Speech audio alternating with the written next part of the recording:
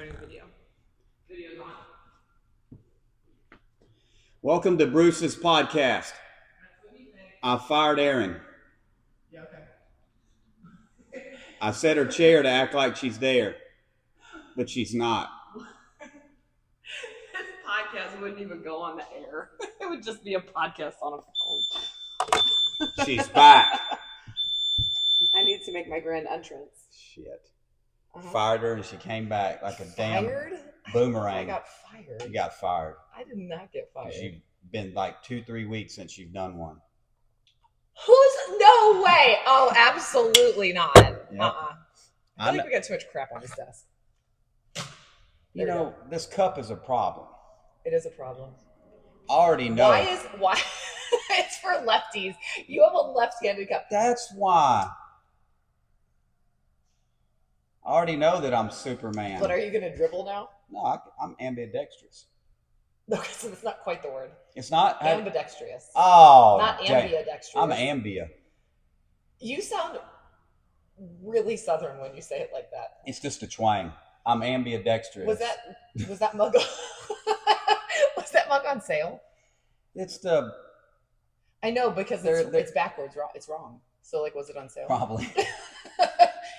Bruce got his mug on clearance because it's for lefties. I've been drinking out of this mug the longest time, and I was always perplexed about that. And I never thought about. I didn't know there was left-handed and right-handed mugs.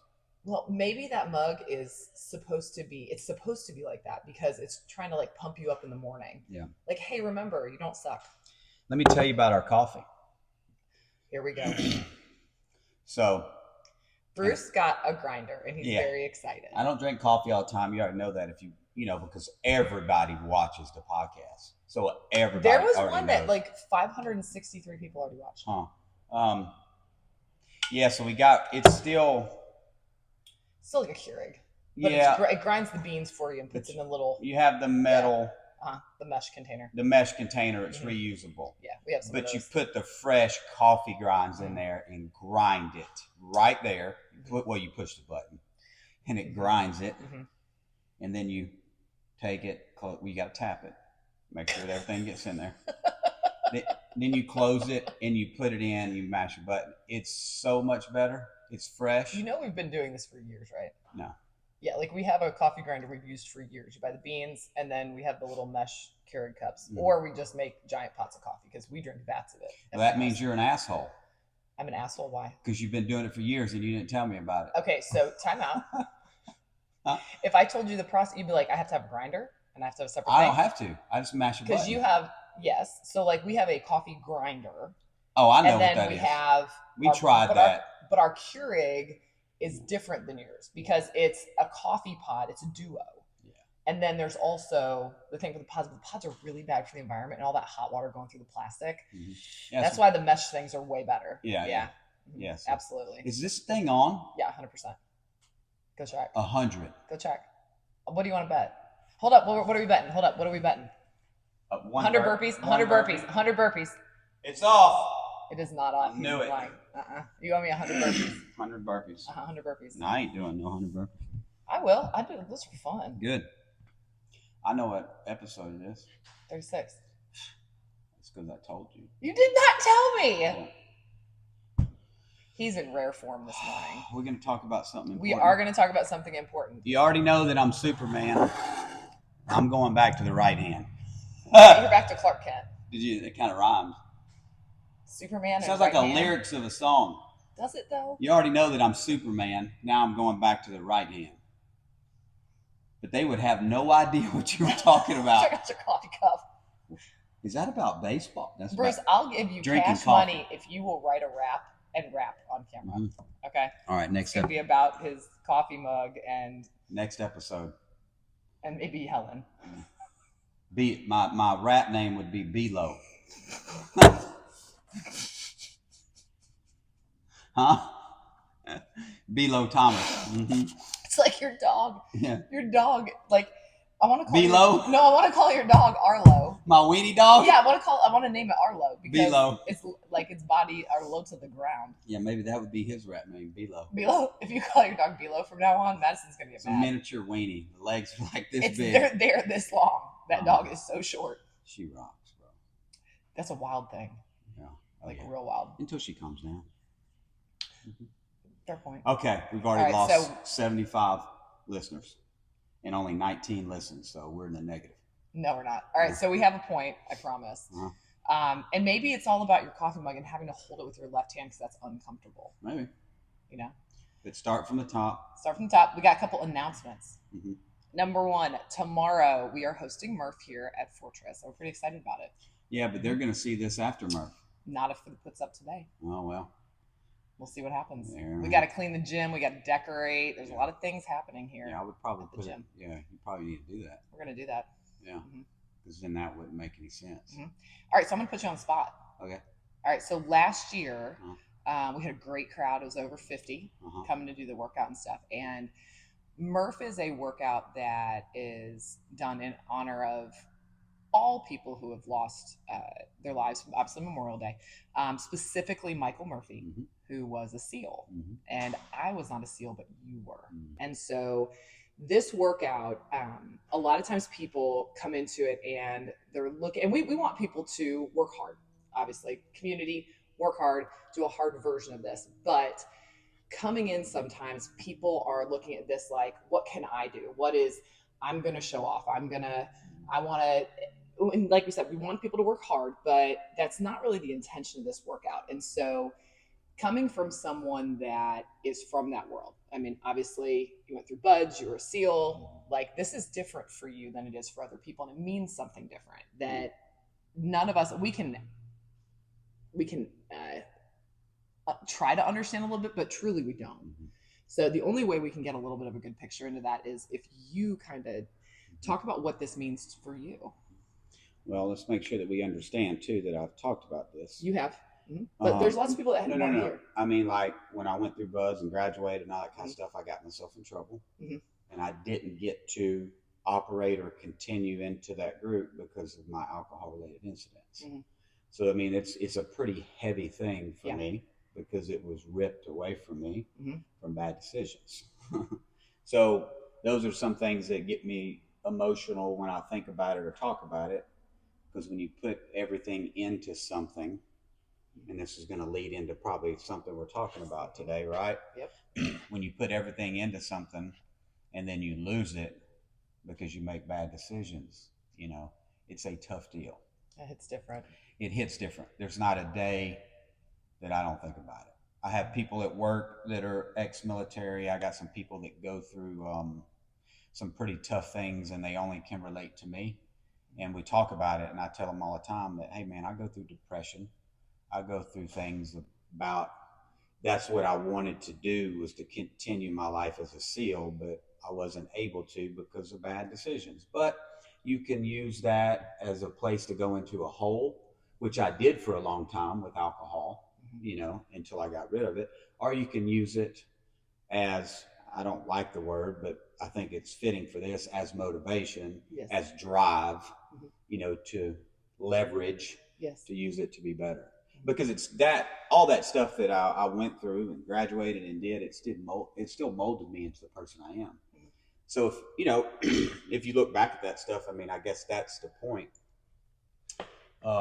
People just don't understand, like, and I don't want this to be an egotistical thing or, you know, better than somebody else, because it's not, but we're built different. That's another thing I wrote down, you know, trying to fit in, you know, like sometimes people might see us and we're different, you know, but we're different for a reason, because we want to be a light, a vision for people that you can do whatever you want to do. Ultimately, the job is to serve. It's to serve. Truly. Yeah. And with the background you have, even with the parts that are hard, it gives you a really great platform to be able to serve others. And it's with a different mentality than most. Yeah. There's no bigger honor. I think I sent you that thing. I don't know if you saw C.T. Fletcher. Yeah, I had to look up who he was because I didn't know. Oh, yeah. He's a big power lifter. Yeah, national champion all the time. And he said that he's most proud of being a soldier. The ability to serve. Yeah, because we said, hey, I do. I put my life on the line so other people can live their lives freely. It's no different than a firefighter or, a policeman. A lot of people put their lives on the line, but it means a lot. Michael Murphy was in the class right under me. I was in 237. He was 238. 238, right after me. Yeah. And he was at my graduation. I can remember him giving me a hug and congratulating me. So kind of it hits kind of hard. I can see his face. I know him. I know who he is. So it's a tough deal, but it's also an honor to be able to do that stuff. Just out of curiosity, had you continued on and not made some choices that resulted in the exit from the program, is there a chance you would have been on that mission? 100%. I was going to what they call SDV1. What's that? It's just a SEAL group in Hawaii. Okay. And that's where Marcus Luttrell and all them guys went. That's where I was headed. So I would have been there. There's no doubt. So I think about those things, maybe things happen for a reason, but then sometimes you feel guilty too, because maybe you should have been there. Maybe you could have made a difference. I don't know. I don't have answers to those questions, but it's things that I think about. But then I also go back to where I am in my life, and I'm very thankful and I'm very blessed to have done all of that journey. And when my mind is right and I'm focusing, honestly, I wouldn't have changed it for the world because it was supposed to be that way. And I believe it. Had that happened, had you gone on that mission or gone in a different direction with your life, this place wouldn't probably exist the way that it is either. And you have this incredible opportunity. We have an incredible opportunity to affect lives in our community. Mm-hmm. So when we do Murph tomorrow, that's what it's about, man. It's just supporting those that put their lives on the line and they're not here. So very near and dear to our hearts. Is this our fifth one? I mean, this is we've been doing it for a long time, but with our gym. This is the fifth time we'll be doing it with our gym. I think the first time, what do we have? Maybe 15 people. Yeah. Yeah, it's grown and exponentially. This is going to be a big deal tomorrow. So if you're on the fence about coming out for this workout, come on. We've got modifications, scaling options. Even if you are not doing, if you somebody that cannot squat, they just absolutely cannot. We have other things that you can do to be part of the community and part of this workout, because the point is that we all come together. We do something difficult in honor of those that can't. Yeah, it's not about times. And if you do a full Murph, a half Murph, a quarter Murph, a team Murph, whatever. Yeah. Come be a part. Not showing up. All right. But next? Murph is not comfortable. Oh, Murph is one of the least comfortable workouts of the year. And it kind of exposes people and their weaknesses. And people realize whether they have been working hard or not working hard about 40 push-ups in, typically. Two of the biggest things that I think you need to be proficient in. Yeah. Push and pulling strength. Yeah. So what does that mean?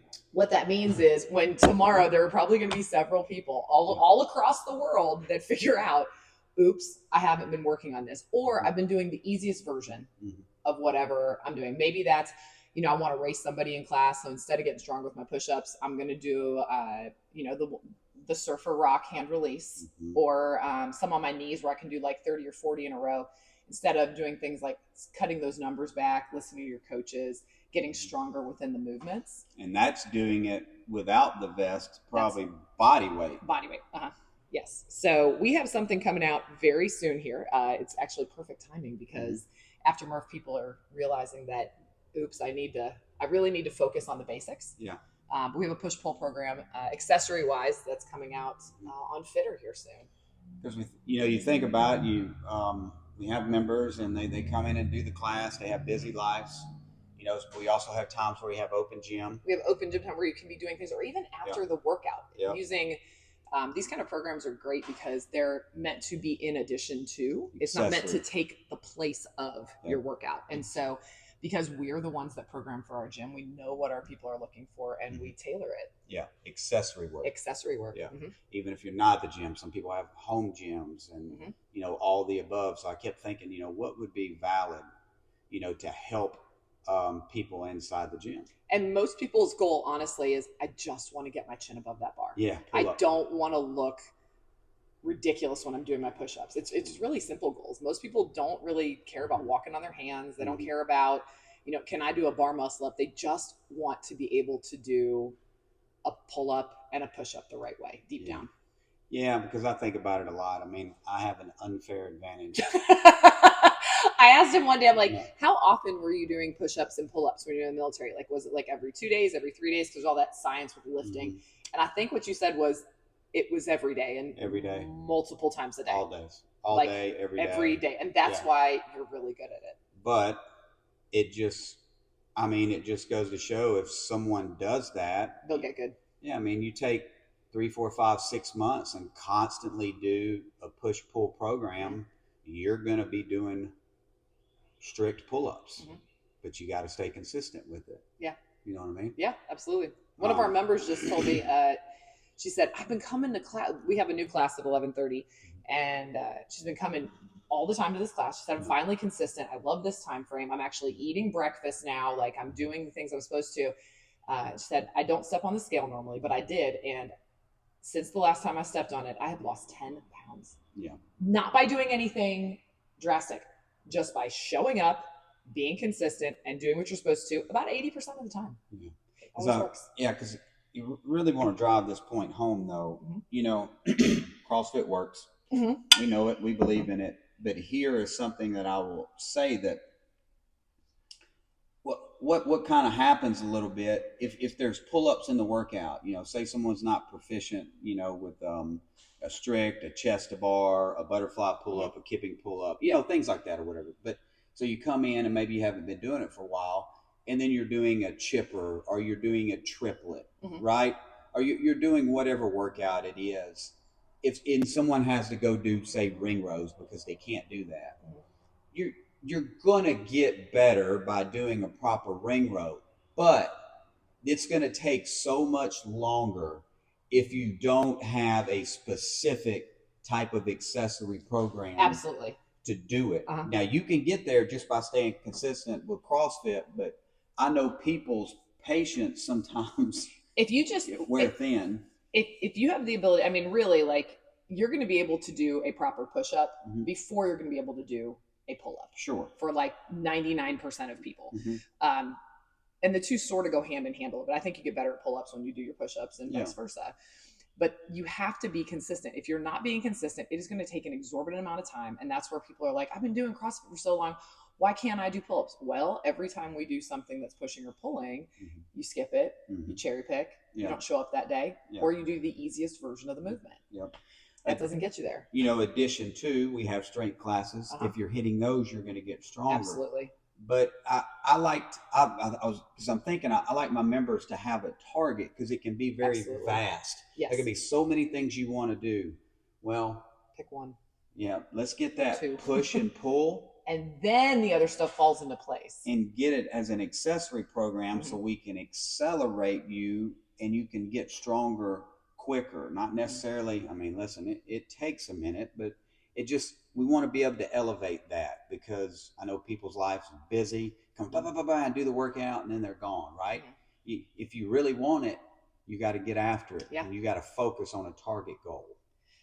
A long time ago, Clay and I went and took ballroom dance lessons. He got a phone call, one of those cold calls where they say, hey, why don't you come in and buy a package of ballroom dance lessons? So we went in, started doing these ballroom dance lessons, and we already had a little bit of a background. Somebody had taught us how to do like a basic swing dance, but we were terrible. Like the basics, no footwork, no correct, like the hip movement, none of it. We were just memorized something, doing it all wrong. And the very first time we went in, we were like, hey, we just want to look cool at a wedding reception. Can you show us the moves? And the guy was very adamant. He said, absolutely, you'll never be able to do any of this unless you master the basic steps. Like, we need to spend about 3 weeks working on just this 3-step pattern and nothing else. And we pushed back so hard on that. And what did we do? Ended up taking longer to do what we wanted to do because we refused to do the basics. And those push-ups and pull-ups are the basics. Body work. You have to. It's at all facets of life. Master the basics. Then you'll actually progress faster than if you try to skip that beginning steps, because no matter what, you're going to have to go back. air squat, push up, pull up, core. Yeah. There's not like you just have to do it. Master those. But anyway, we'll have some other things coming, but we want to focus on the push pull for the community. Yes. All right. Next. You talked too long on that. I talked for about 45 seconds. Yep. Did you? Yeah, the whole 45 seconds. We're actually to the topic. The meat of it. Of the podcast. Yeah. Ready? You can ask me a question. No. What's the new killer? That would be comfort, although I think that's always been the killer. Yeah. It's just the one that's the worst right now. Comfort is the new killer. Mm-hmm. Mm-hmm. It's air conditioning everywhere. And I'm using this could be for the young generation, all that, but I'm not focusing on that right now. It's really, I saw something like 35 and over. Mm-hmm. Comfort is the new killer. It is because we didn't grow up with that. Mm-hmm. And everyone is obsessed with fast. Mm-hmm. They're obsessed with easy. Mm-hmm. And they have no interest in the process. Mm-hmm. But I mean, when you were a kid, if you wanted to do something or you wanted to buy something, you had to earn the money, you had to take the time. It didn't matter what it was. People weren't circling the parking lot all day long trying to find what's the quickest spot I can get so I can walk the least number of steps. Like, this is an epidemic. Yeah. In all ways. You know what I think about? What's that? I'm going to take you back to my childhood. Uh-oh. We had this dog named Bear, and it was a chow. Was that named for Bear Bryant? No, I don't even remember. Just called him Bear? Yeah, just called him Bear because he was chows are mean, aren't they? Mean as shit. Yeah. Uh-huh. Someone come over and like in his backyard, they'd try to come through the window. But that's not the point. Okay. The point is I can envision me cussing like a sailor. Shocking. Yeah. Doing my chores. Do you know what that chore was? So behind our house. Go with the dog poop. Mm-hmm. Okay. Behind our house. You have a fence? It was a low fence. Okay. But then it went way down into the creek. Okay. And the creek traveled all over, and there was woods in the back. Okay. So we used to go down in the creek and catch crawfish, and we'd go back in the woods and ride four-wheelers and three-wheelers. So nobody was behind us. So one of my chores was to take the shovel, scoop shit, mm-hmm. and throw it over the fence. Mm-hmm. And I think I know this story. Yeah, but I never realized, or I kept asking myself, dude, why do I have to move shit from the ground and throw it on the ground on the other side? Why don't you just mow it? You know what I'm saying? And one time we got into a knockdown drag out because I didn't do it. And I was like, you want me to pick up this shit? I started picking it up and I was throwing it at the house in the window. Yeah. I have a feeling this went poorly. Yeah, I got a spanking. Uh-huh. Back then when you got a spanking, they pulled your pants down and spanked with a belt. Mm-hmm. That's what it was. But I go back to those tiny little things, and there were other things. Like we used to have, there was these weeds that did a circle. Mm-hmm. And they had like red... like stripes or something? Well, they were the vine. Okay, yeah. They were like, and you'd have to get them from the center to pull up the root. Yeah. And I had to pull the weeds in the front because the grass had to look good. It was all these tiny little freaking things that pissed me off. Mm-hmm. But honestly, it made me who I am today. It was the tiny little things that add up. That he was my stepfather at the time. That made me have responsibility of things to do you don't understand. Mm-hmm. And I think people aren't growing up that way anymore. Their faces in the phones.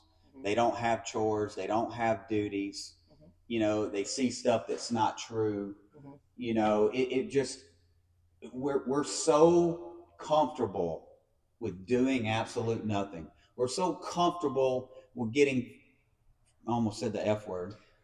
You be careful there, Thomas. Uber to bring us some food because we didn't prep. Yep. We're so comfortable underneath the blanket because we don't want to get up in the morning. Like we're just a shitty generation. It's not built the same anymore.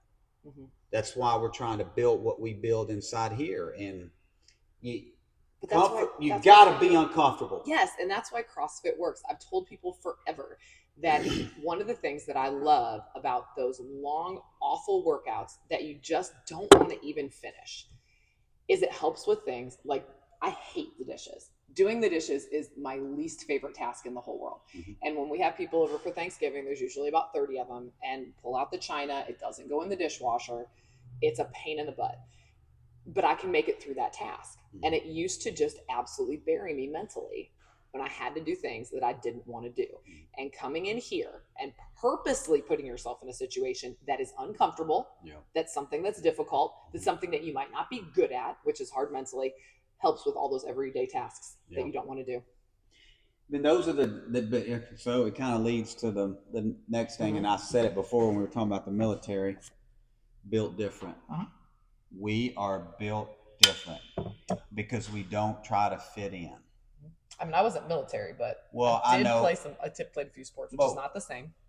Fitting in could be all types of things. Yeah. Fitting in could be a deterrent, an excuse. Like I'm unhealthy and I'm hanging around a group of people that are like that, so I can't be different than them. And subconsciously, you might not even know that. Yeah. You know what I mean? It just might be comfortability. Mm-hmm. You know what I mean? But I'm not afraid, to be hard on people, but with heart. Mm-hmm. Isn't that what we said? Because I know you have to have the right mindset. You have to be built different. You have to do things different. And it's unfortunate, and I'll give you an example. I order food for people on Saturdays at work. I want to come work for you. Well, it's a choice. And what are you ordering? Well, it's all mixed bag. Sometimes it's Mexican food. Okay. Sometimes it's Greek food. Sometimes it's pizza and wings. Mm-hmm. I get it. But, people will say things, and it's for the masses. I mean, it's a lot of people. Yeah. So there they are. They're unhealthy. They're eating a lot of that stuff. And then I bring in the meals that you prep for me. Mm-hmm.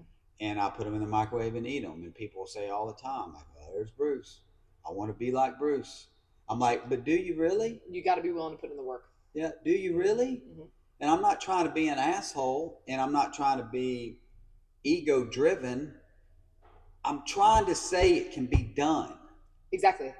Like, you and I aren't, people think that we have like some kind of, like, we're born talented.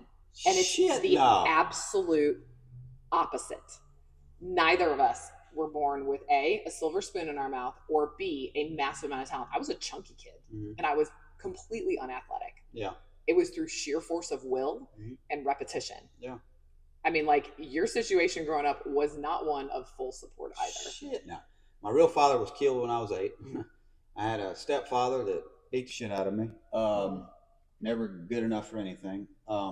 Tried to play sports. I played football and all that. I was in Texas. These guys were on roids. Gigantic. Monsters. They're gigantic. I was 100 pounds soaking wet, getting my ass whooped all the time. Partying and drinking after that didn't work. Going in the military, having problems with alcohol, and just went on my own and figured it out. Yeah. Good and bad decisions. Nothing ever come easy for me. Yeah. I just always knew that there was something more. And I just kept, even when I made mistakes or I made bad decisions, I keep striving and not letting comfortability for me to stay in that lane, dominate and rule my life. You knew there was something better. And that one little hope that there was, you can either get rid of it, but you chose to work your ass off to get to where you were. Yeah. Because theoretically you shouldn't be. And now people see us and they think, oh, they had it easy. They're good. They're just born good at this kind of stuff. And It is not that. I'm no different than anybody that walks through that door at the gym. Well, I mean, our basis. I might be crazy. I mean, you got to have a little bit of a screw loose. There's a lot of crazy. Yeah. Sitting here in these 2 chairs. Yeah. You got to have a little bit of a screw loose. In a loose. good way. My point being, that anybody that comes through that door, they can do it. They can do it. Whatever they want to do, they have to make the decision. but they're going to have to get uncomfortable. And you have to be willing to be different. You got to be different. You can be like the 90% of the rest of the world that eats like shit, only shows up a couple times a week, uses all your damn excuses, and nothing changes. Well, no shit. Mm-hmm.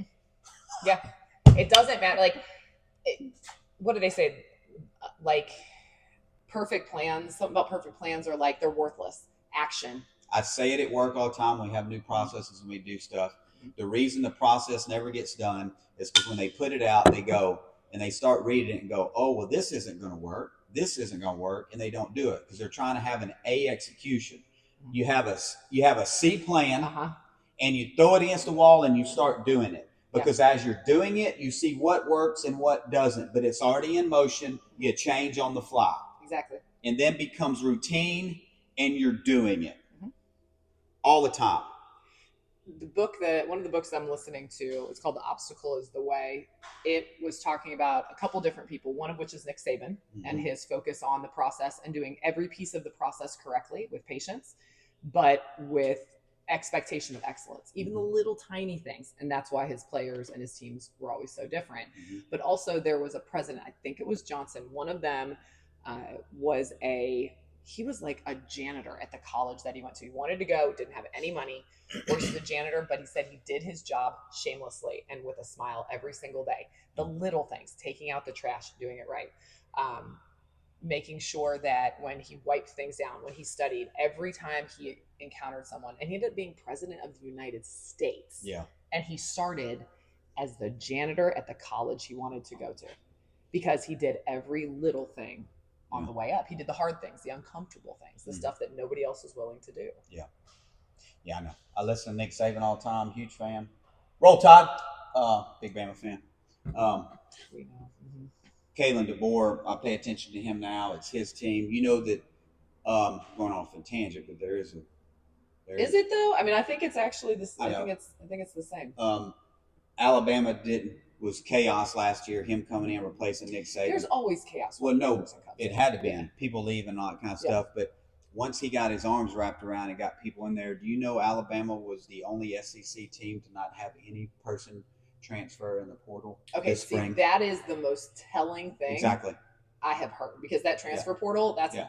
Yeah. I can't even get started on that. And then he put out something. He was talking, and he put out to his team that this would be the hardest summer training camp that you guys have ever faced.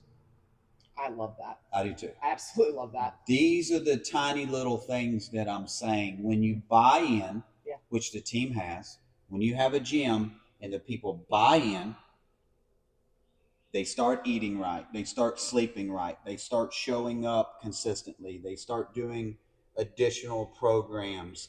They really put health and wellness as a focus. That's when things change. When you have any of those things outside of that are not working, they are not going to freaking change.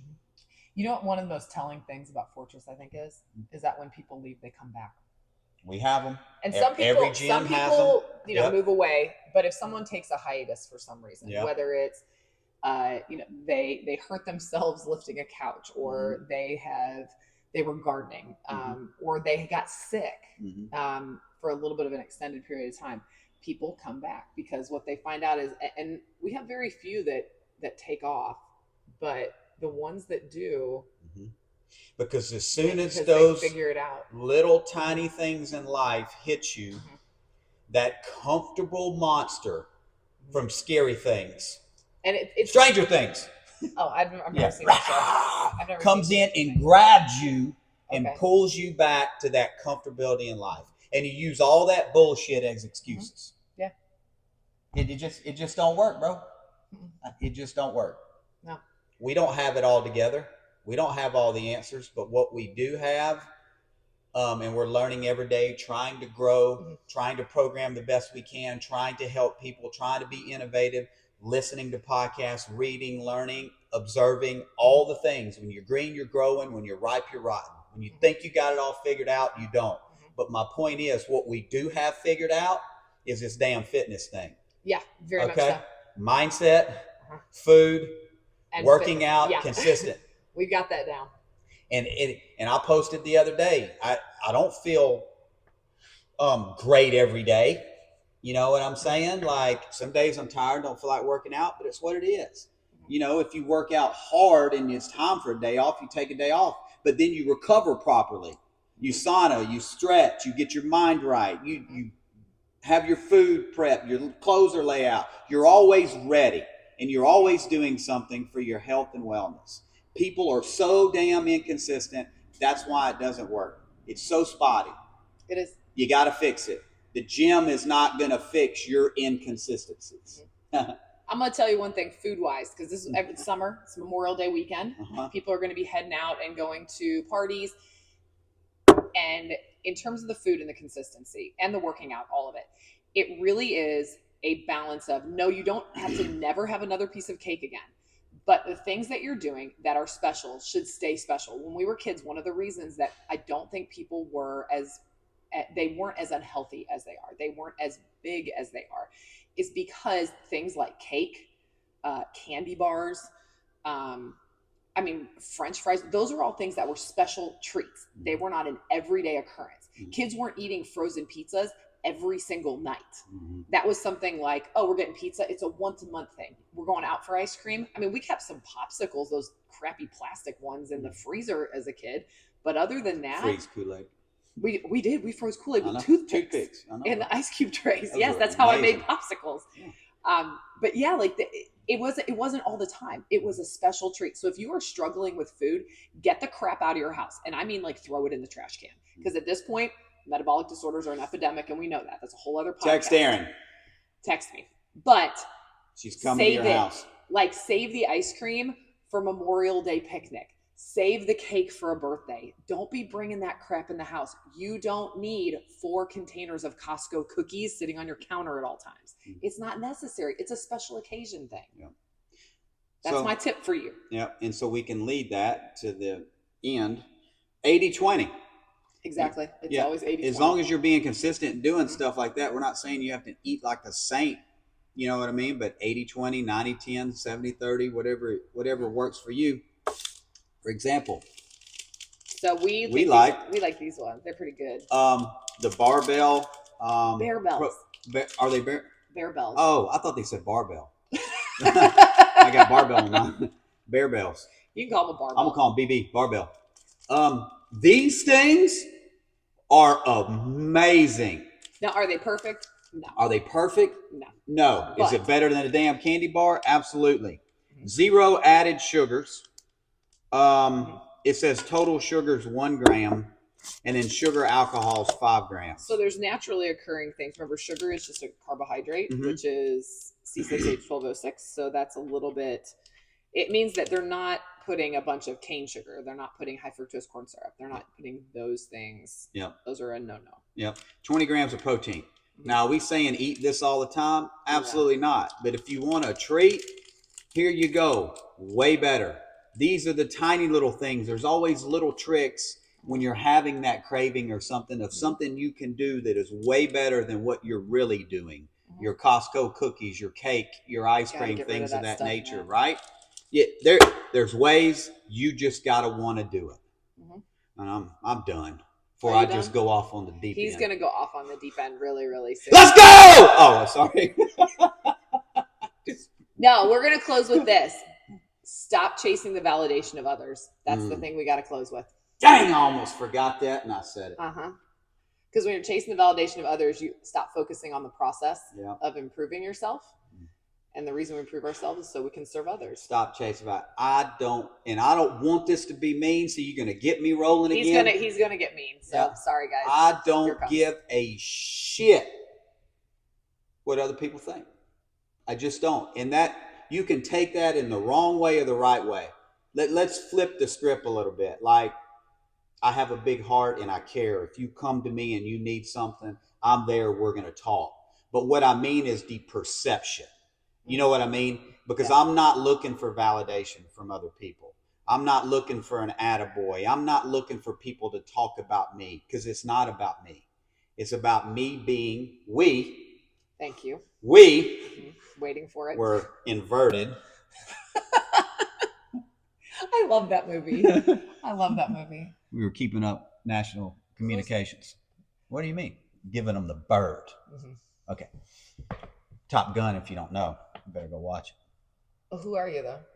I'm freaking Maverick. No, you're not. Oh, hell yeah, I'm Maverick. No, you're not. Yeah, you ain't Maverick. Yes, I am. Shit. 100% I am. Yeah, okay. Whatever. Volleyball. I'm looking to be an example. Of course. An example of what you can do and take it for what you want. I just don't sugarcoat things. I'm just straightforward. It's because I care.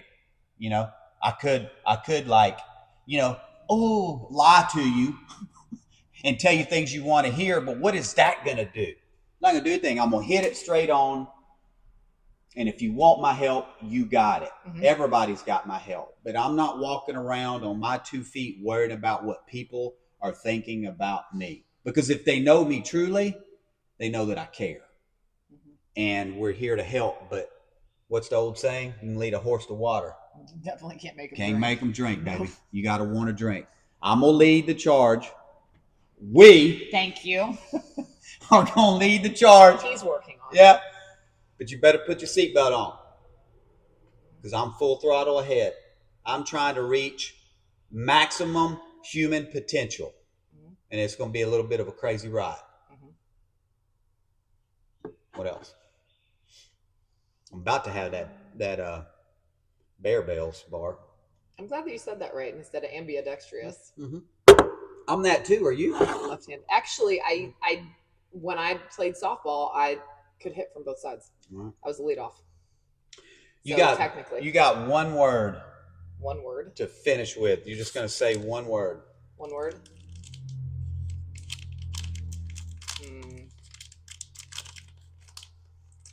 Uncomfortable. What are you going to say? You get a chew in the microphone? Dominate.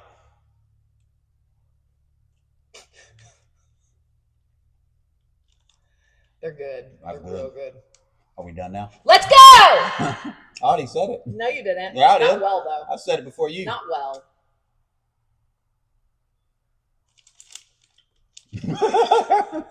I'm going to choke on my food. Okay, so I know the Heimlich. Do you? Yeah. Let's go, baby! You got your crazy eyes in that one. I could see it from the side. They got big. You going to turn that shit off? No, it's your job. That's good. Mm-hmm. I'm out of here. I'm done with y'all. He's not done.